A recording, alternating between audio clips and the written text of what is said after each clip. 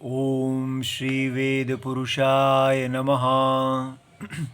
नमस्कार। Class number 246 Shrimad Bhagavad Gita जी शंकराचार्य जी के भाष्य के अनुसार आरंभ किया जाता है।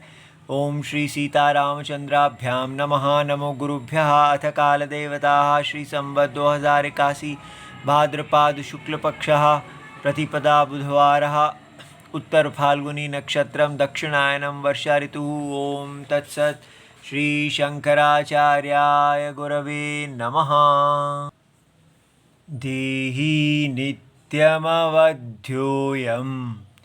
देहे सर्वस्य भारत तस्मात् सर्वाणि भूतानि न त्वं शोचितुमर्हसि।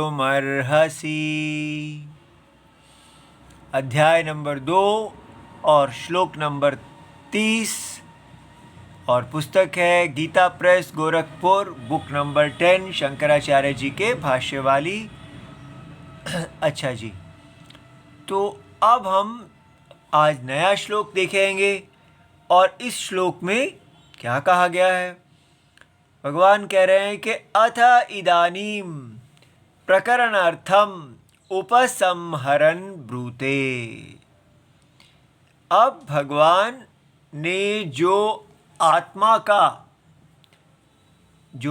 आत्मज्ञान देने वाला पहला भाग आरंभ किया था, जिसमें आत्मा को अविनाशी और देह को विनाशी, आत्मा को सत्य देह को असत्य बताना था, उसका उपसंहार, उसका अब कंक्लूजन कर रहे हैं। ये सारा श्लोक जो सब कहा गया उसको इसमें उपसंहार किया जाएगा।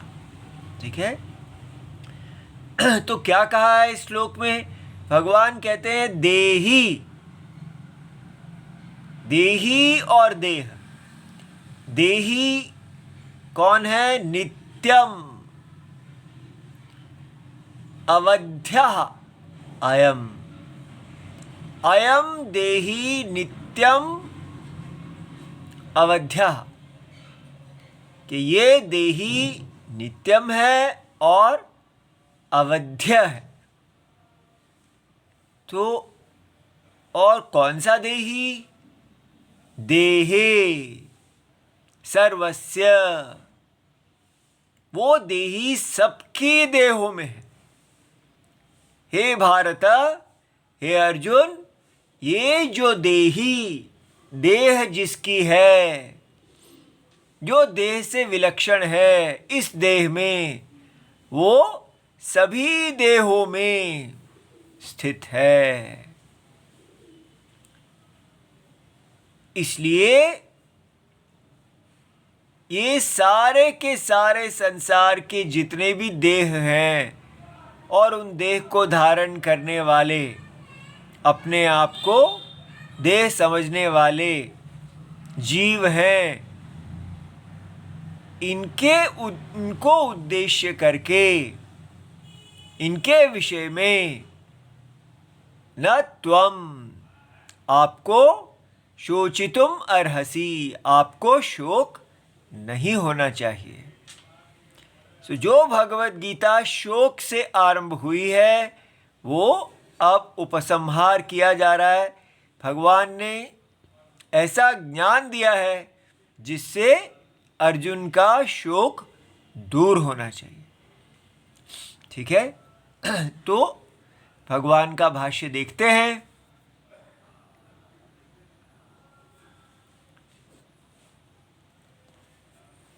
देही, देही कौन है? शरीरी।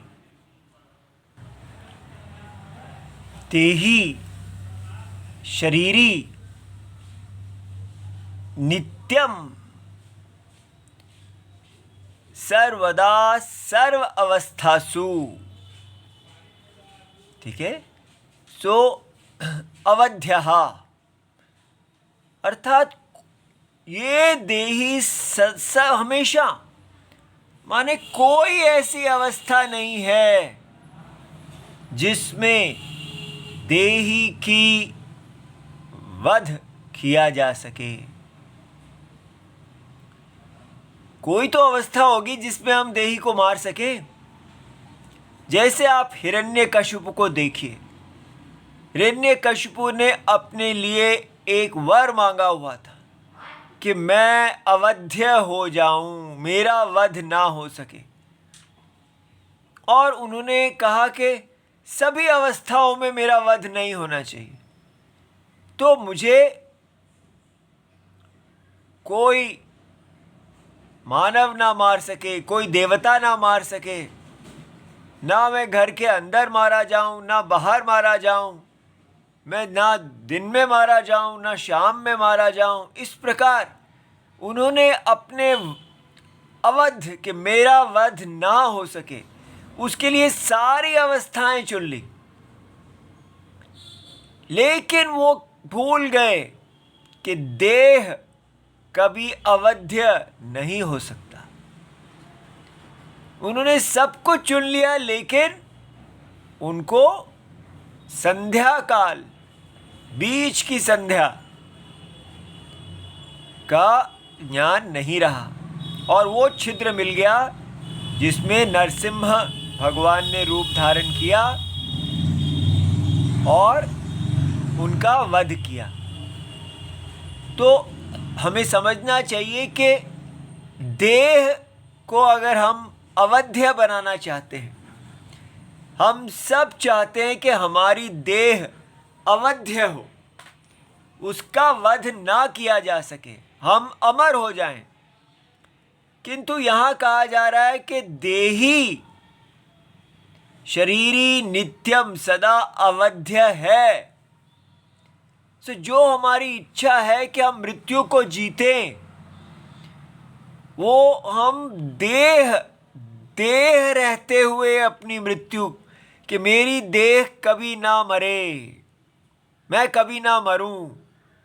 और भगवान कह रहे हैं कि यदि आप अपने तत्व को, अपने सत्यम को देखते हैं, तो आपका सत्यम कभी ना मरने वाला अवध्य है। वो हिरण्यकशिपु हम सब हैं। हम सोच लेते हैं कोई राक्षस था, इसलिए वो सब राक्षसों की कहानी है। अपनी देह को, अपने आप को देह मानने वाले हिरण्यकशिपु, उन्होंने इतनी बड़ी तपस्या की, और उस तपस्या से क्या मांगा कि मेरा देह अवध्य हो जाए, कोई मेरा वध ना कर सके। और यही हम लोग मान रहे हैं। पूरा जीवन हमारा किस लिए है? अवध्य होने के लिए। हम अपने आप को चारों तरफ से सुरक्षित करना चाहते हैं कि हम को मृत्यु ना पकड़ सके। इतनी हम हेल्थ इंश्योरेंस इत्यादि सब करवा रहे हैं, सारा जीवन हम लगते हैं कि हम ना मर सके। किंतु यहाँ बताया जा रहा है कि अगर आप केवल इतना ही देख लेते हैं कि आपका सत्य अवध्य है, आत्मा को किसी भी हेल्थ इंश्योरेंस की आवश्यकता नहीं है। ठीक है, आत्मा सदा सर्वदा सर्व अवस्थासु अवध्यः। तो कौन सा आत्मा? कितना कठिन है इसको पढ़ाना, क्योंकि जब ये आत्मा को पढ़ाया जाता है तो हम किसी भूत इत्यादि बस अनुभव में। अभी देखो कि ये देह में जो आपको चेतना है, वही चेतना जिसकी आप इंश्योरेंस करवाना चाहते हैं, जिसके लिए हम डरे रहते हैं कि ये चेतना चली जाएगी, जो चेतना को कभी उदास हो जाती है, कभी प्रसन्न हो जाती है, उसी के लिए सारा जीवन है। लेकिन देखना है कि वो चेतना क्यों उदास हो जाती है, क्यों प्रसन्न हो जाती है? क्योंकि हमने उस चेतना को देह मान लिया है। देह के विकार सब चेतना के विकार हो गए। हम देह और देही का विचार नहीं कर पाते, इसलिए भगवत गीता आरंभ होने से पहले ही बंद हो जाती है।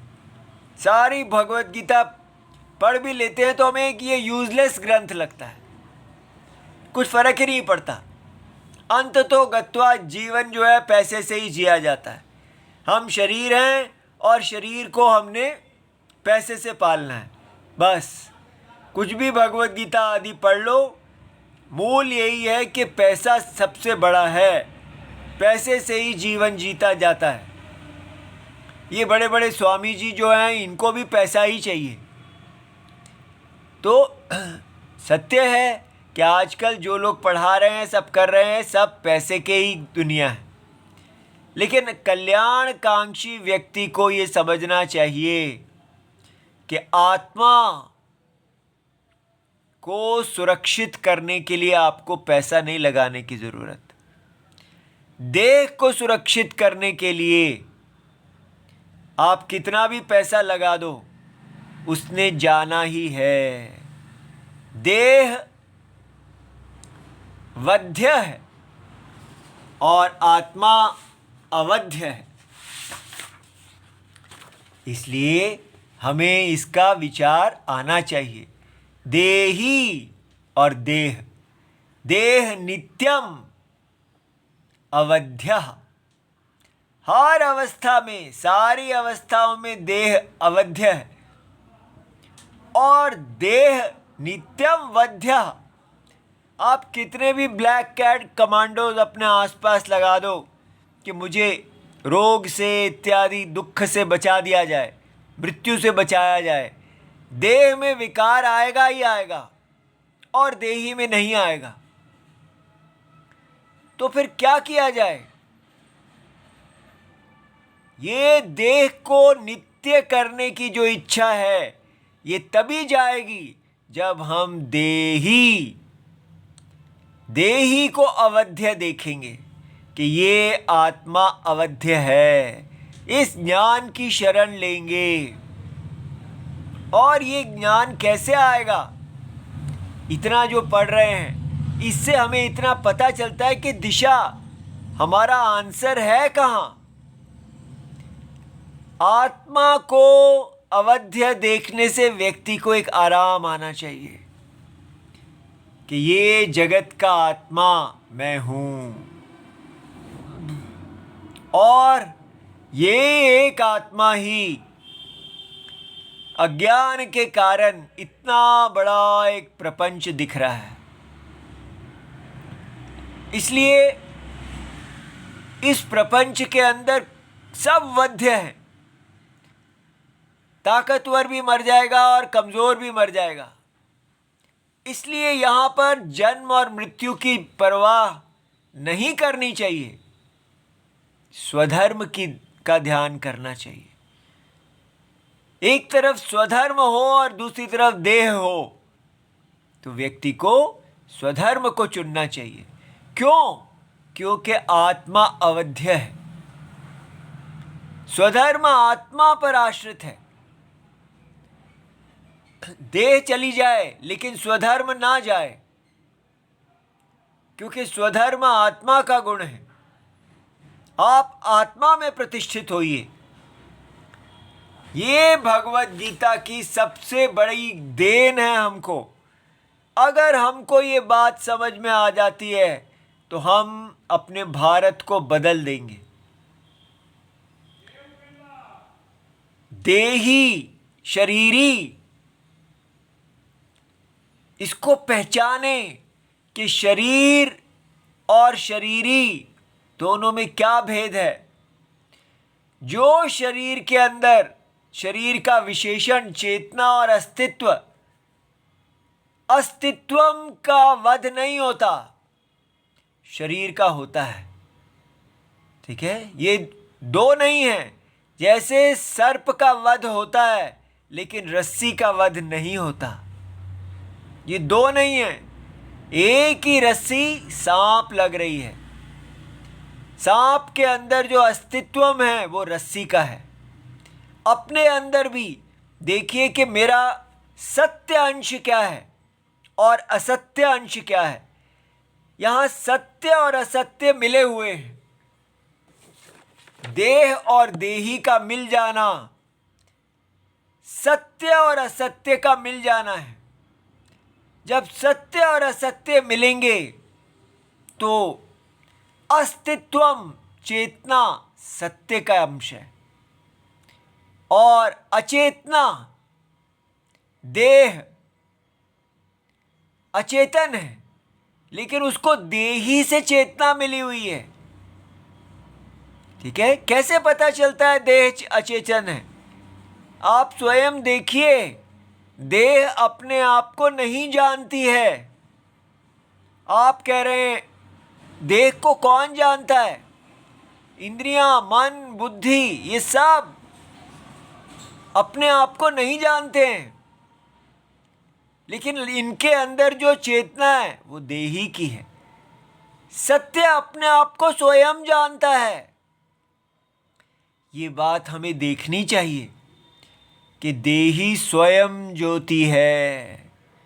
एक बार भी हम थोड़ी सी भी भनक पा गए देही की स्वयं ज्योति, कि आत्मा देही स्वयं ज्योति है, ये क्या हूं मैं? अपने अंदर देखिए इस अस्तित्व को, कि ये अस्तित्व का प्रकाश कभी बुझता ही नहीं है। ये कैसा दिया है जिसको कोई तेल की आवश्यकता नहीं है, जिसका स्वभाव ही प्रकाश है, प्रकाश स्वरूप आत्मा, जिसका स्वभाव ही अस्तित्व है। और उस प्रकाश स्वरूप आत्मा जिसको हम चेतना कहते हैं, स्वयं ज्योति, अपने आप को स्वयं प्रकाशित करने वाला, अपने आप को स्वयं सिद्ध करने वाला आत्मा देही, अज्ञान में इस स्वरूप को नहीं जानता हुआ अपने आप को देह देख रहा है। देह में कोई अस्तित्व नहीं, कोई चेतना नहीं। देही में चेतना और अस्तित्व है, लेकिन देही के पास कोई आकार नहीं। देह में एक आकार है, बस इतना ही हुआ है। अज्ञान के कारण एक आकार उत्पन्न हो गया, नाम और रूप। उस आकार का नाम है, रूप है। ये पूरा प्रपंच क्या है? नाम और रूप। और उन नाम रूपों को मिल गई सत्य की सत्ता, तो शुरू हो गई दुनिया। इस प्रकार थोड़ा सा भी अगर हमने इस देही को देख लिया तो हम कितना बहादुर हो जाएंगे। देही शरीरी नित्यम सर्वदा सर्वावस्थासु, सारी अवस्थाओं में अवध्य। ये देही हर अवस्था में अवध्य है। क्यों? निरवयवत्वात्, नित्यत्वात्। भगवान ने दो हेतु दिए हैं। एक, शरीर जो है वो अवयव, शरीर में अंग और अंगी अंग भाव होते हैं, और शरीर जो है काल के अंदर है, अनित्य है, काल में विकार प्रह हो रहा है, षड्भाव विकार है उसमें। लेकिन ये आत्मा साक्षी है, अवयव रूप शरीर का, अनित्य शरीर का सत्यम है, उसका अस्तित्व है। तत्र अवध्यः अयम् देहे शरीरे सर्वस्य।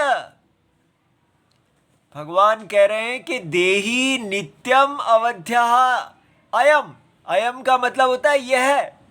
देखिए, देही हमारे देश में भगवान को बताया जाता है तो उंगली करके कहते हैं, इस देह में जो चेतना, जो अस्तित्व है, वो देहे सर्वस्य, वो सारी देहों का, पूरे विश्व का,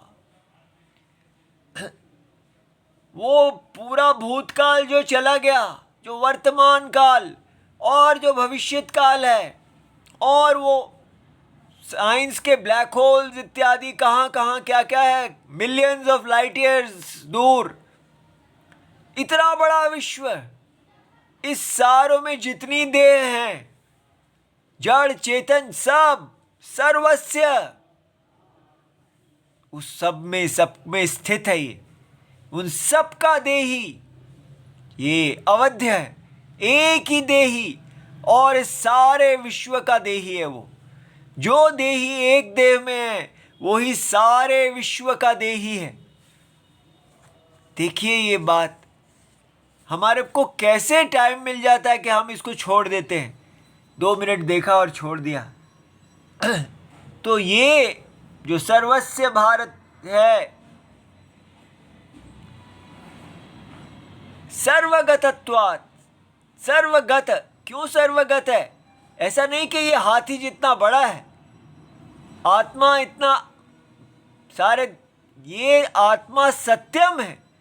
रस्सी हमेशा सांप से बड़ी होगी, क्योंकि वो पूरे प्रतीति के अंदर व्याप्त है। इसलिए सर्वगत होने से स्थावर आदिषु स्थितः अपि, स्थावर माने पेड़ को, ये पेड़ से लेके ब्रह्मा जी पर्यंत जितने भी जिस संसार में योनियां हैं, जीव हैं, उन सब में एक ही परमात्मा देही वास करते हैं। कितनी बड़ी बात है ये। अब बताइए, इसको जानने से क्या होगा? हम हिंदू अपने आप को कहते हैं कि हम भगवद गीता को हमारा श्रेष्ठ ग्रंथ है, ये भगवद गीता वेद जी का सार है, लेकिन ये सब हमारे जीवन में क्यों नहीं है? अगर हम कहते हैं कि इससे अंग्रेज़ों ने हमारे सारे जो एजुकेशन सिस्टम था, विद्या की प्रणाली थी, जो हमारे लाखों गुरुकुल खुले हुए थे, हर ब्राह्मण पढ़ा रहे थे और सारे समाज को इस देही आत्मा के बारे में बता रहे थे कि सारा पूरा समाज, पूरी दुनिया एक देही आत्मा से व्याप्त है, और वही देही आत्मा हर देह में है। इसलिए ये सारा संसार देही आत्मा ही है। यहाँ पर केवल देही आत्मा ही खड़े हैं। हमारे भारत के गुरुकुलों में इस देही आत्मा के विराट शरीर के बारे में पढ़ाया जाता था। इसलिए हम कभी भी दास नहीं बनते थे, हम सदा यज्ञ करने वाले याज्ञिक थे। कोई भी हमारा वर्ण हो, लेकिन हम अपने यज्ञ में ही लगे रहते थे, और इस विद्या से हमको हटा दिया गया। हमारी यहाँ से जैसे तार तोड़ दी गई। लेकिन वो कैसे टूट गई वो तार? कैसे वो सभी गुरुजनों को मार दिया गया होगा? कैसे विद्या को तोड़ दिया जाता है? सारे शिष्यों को अलग कर दिया गया होगा, मार दे, कितना क्या हालत की होगी। जो पूरा समाज इस देही आत्मा में स्थित था, उसको उससे अलग करना, एक पूरी नई पीढ़ी ऐसी बनना जिसके अंदर गुरुजन ही नहीं थे, और उनको बचपन से ये शिक्षा दी गई कि आप देही नहीं हैं, आप देह हैं। लेकिन हम अपनी देही से टूटे, लेकिन वापस देही पे नहीं जा पाए। क्यों? कम से कम स्वतंत्र भारत में तो हमको वापस देही पे जाना चाहिए था, लेकिन हम नहीं जा पाए, क्योंकि स्वतंत्र भारत में भी हमने वही पढ़ा कि आप देह हैं और देह को भरना ही धर्म है। स्वतंत्र भारत में भी पढ़ाने वाले गुरु जो मिले वो सब हमको यही बताने वाले मिले कि देह जो है उसको भरना धर्म है। आपकी देह सत्य है, सबकी देह सत्य है, देह को पालो। लेकिन अब हमको बदलना चाहिए। देही सर्वदा सर्वावस्थासु अवध्या। एक बार ये बात जिसको पता चल जाती है कि देही सर्वावस्था, कुछ भी हो जाए, कितने भी मार काट हो जाए देह का, लेकिन देही अवध्य ही रहेगा। जो व्यक्ति ये जानता है वो कितना वीर होगा। उसको देख के चले जाने का कोई भय नहीं होगा। उसको कोई नहीं गिरा सकेगा धर्म से। ज़्यादा से ज़्यादा आप उसके प्राण ले सकते हैं, लेकिन आप उसका वध नहीं कर सकते, उसकी आत्मा का वध नहीं कर सकते। कैसे महान लोग होंगे जो आत्मा में स्थित थे। प्राण जाए पर आत्मा ना जाए। अवध्य आत्मा के लिए वो जीने वाले लोग। लेकिन ऐसा नया भारत हम बना ही नहीं पा रहे। तो हमें समझना चाहिए कि एक एक व्यक्ति को बदलना है। और ये जो बातें चलती जा रही हैं, ये केवल बस इसलिए नहीं कि हाँ ठीक है जान लिया। ये हमको बदलें, इसको देख के हमें समझ में आए कि धर्म, हिंदू धर्म कितना बड़ा है और इस समय कितना छोटा हो गया है। ठीक है, ऐसी स्थिति ना रहे। भगवान कहते हैं सर्वस्य प्राणी जातस्य देहे। सब सारे प्राणियों के देह में, और वो कैसी देह हैं? वध्यमाने अपि, जिनका वध भी किया जाए तो भी अयम देही न वध्या। ठीक है, तो हम कहते हैं भारत के ऊपर इतना मार काट हुआ, इतना काट दिया गया भारत को, मुसलमानों ने, ईसाइयों ने क्या क्या किया। लेकिन भारत का हिंदू धर्म, वैदिक धर्म क्यों सनातन है? क्योंकि वो देह पे आश्रित नहीं है, वो देही पे आश्रित है। हम अपने देही को अब जो भूल गए हैं, उससे हम अपना सबसे ज्यादा विनाश कर रहे हैं। शरीर के कट जाने से विनाश नहीं होता, लेकिन देही की विद्या का विस्मरणम हो जाने से जो विनाश होता है वो विनाश है। इसलिए समझना चाहिए कि ये जो हमें भगवत गीता जगा रही है, भगवान हमें जगा रहे हैं, वापस हमें बता रहे हैं कि हम देही हैं, अवध्या। अयम देही न वध्या तस्मात्, यस्मात्, जिस कारण से, तस्मात् भीष्मादीनि सर्वाणि भूतानि उद्दिश्य न त्वं शोचितुमर्हसि। इसलिए हे अर्जुन, आप भीष्म इत्यादि इन सबको देख के, सोच के जो शोक कर रहे हैं, उसके विषय में आप शोक ना कीजिए और अपने वैदिक धर्म, क्षत्रिय वैदिक धर्म में वापस आइए। इसी प्रकार ये बात हमें कही जा रही है कि हम जो इस समय कह रहे हैं कि भारत अब ऐसा बन गया है, वैसा बन गया है, कैसा भी बन गया है, ये आत्मा तो नहीं बदल गई। आत्मा तो वही अवध्य है और वो अवध्य आत्मा हम ही हैं। और आत्मा का देह जो है, उस देह में क्या करना है, देह का क्या धर्म है, कौन बताएगा? ये अवध्य आत्मा, हमारे गुरुजी तो यहीं पे हैं। अपनी अवध्य आत्मा से पूछें कि इस वध्य शरीर को मुझे कैसे आपके आज्ञा में लगाना है। तब हमारा उसके अंदर से, उस राख में से अग्नि रूप सनातन धर्म बाहर निकलेगा। इसलिए इन श्लोकों को व्यर्थ ना कीजिए। ओम नमो भगवते वासुदेवाय प्रणाम।